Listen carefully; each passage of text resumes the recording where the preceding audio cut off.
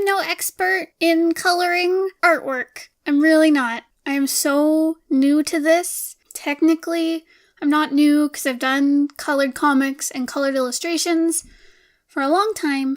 However, I'm not really good at it.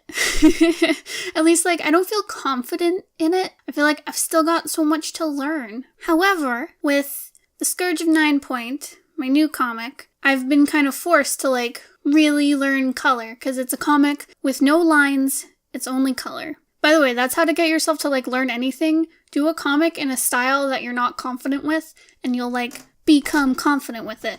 I mean, that's how I learned line work, is through doing Pretty Mouth and Magpie, where it was all line work and black and white contrast. Anyways, in my journey to learning how to color stuff, I knew a lot of the basics to coloring, I knew how the color wheel works, and different color schemes, like monochrome, and analogous, and complementary, and triad, and all that good stuff.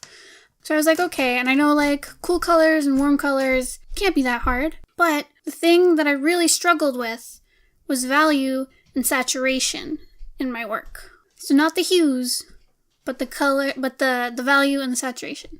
Colors, why are you so complicated? So what I used to do before I knew anything about color, I still gravitate toward it, which is the worst. But what I used to do is I'd use really desaturated light palettes.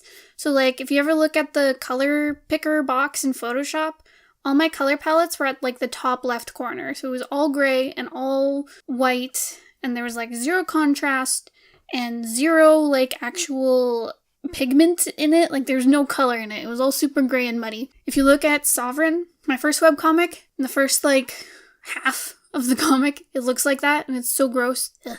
I also used to use pure black, which I've learned you shouldn't do, because if you use pure black, then you lose all volume of what you're working on. So use dark blues and dark purples and browns to make your blacks. Anyways, there's so much to color. Oh my gosh.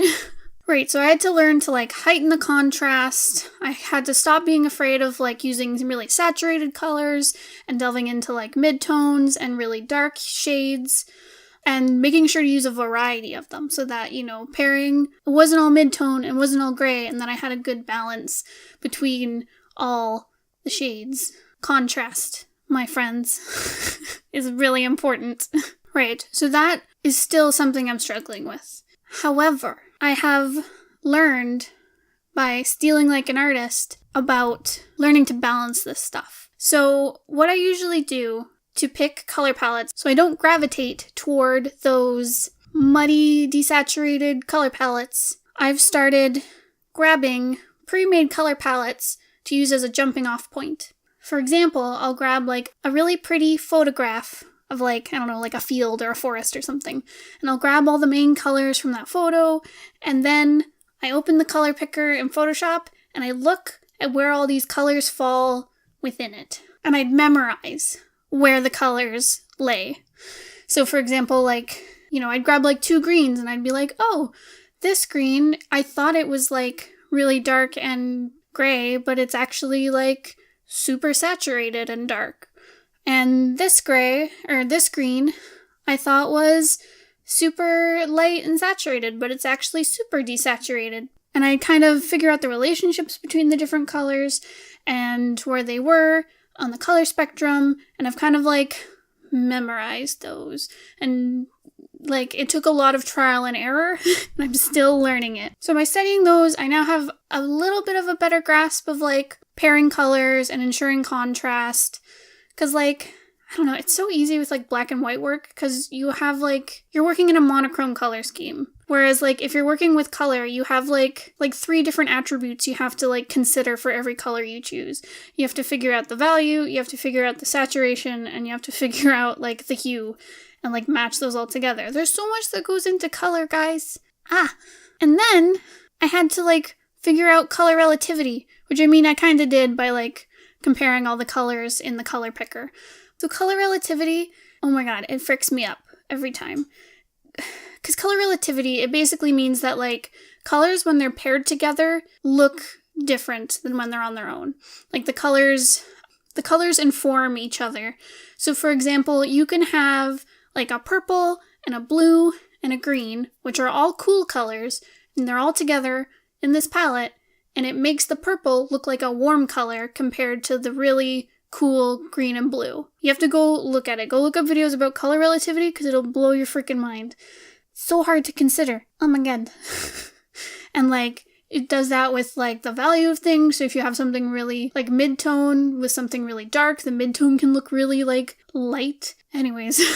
So again, grabbing those color palettes and learning how those colors reacted together, and like basically what I do is when I'm creating a color palette, I'd like stick them all together in like little boxes and kind of like play with the different levels in the hue saturation slidey thingy in Photoshop.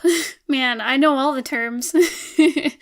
Right, so just playing around with the colors and like seeing them sat beside each other and really like playing with them so they looked harmonious really helped. Learning color, I have to do a lot of prep work before I actually go into like an illustration. And half the time I'll go through a colored illustration and then halfway through I have to change all the colors because I went in the totally wrong direction. Ugh, this journey, man. Right, so grabbing pre-made palettes to kind of learn the rules really helped me a lot. And I'm also really bad, kind of, because I use like Photoshop filters, so like multiply and overlay and all that good stuff. I use those filters for like shadows and highlights and stuff.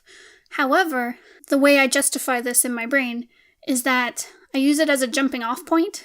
So for example, I'll grab a purple for the shadow and then use multiply to make it kind of transparent. But then I'll play with like the opacity of the shadow and then I paint over it with like an actual new brush and color so that I'm like learning what the actual color of that shadow looks like. And then I'll like, play around with the hue and stuff until it's like perfect. Basically, it's okay to use those filters as long as you're not only relying on them to make your work look nice. Because you're only cheating yourself by doing that. So this is all my sweet knowledge that I'm learning and that I have to give to you about color. I hope it makes sense. I'm not sure if it makes sense because I'm still wrapping my brain around it. Most of what I learned about color is from studying Cucumber Quest, which is one of my favorite webcomics. Go read it. It's so good, and the colors in it are like gorgeous. They're so amazing. That's like my goal for color, is to be as great as Cucumber Quest. So yeah, that is all I have. If you have any tips for making your colors beautiful, please tell me. I want to learn from you guys. That's all I have for today. Thank you so much for listening. If you have any questions or any cool, sweet tips, please leave a comment down below. I'll see you guys next time. Goodbye!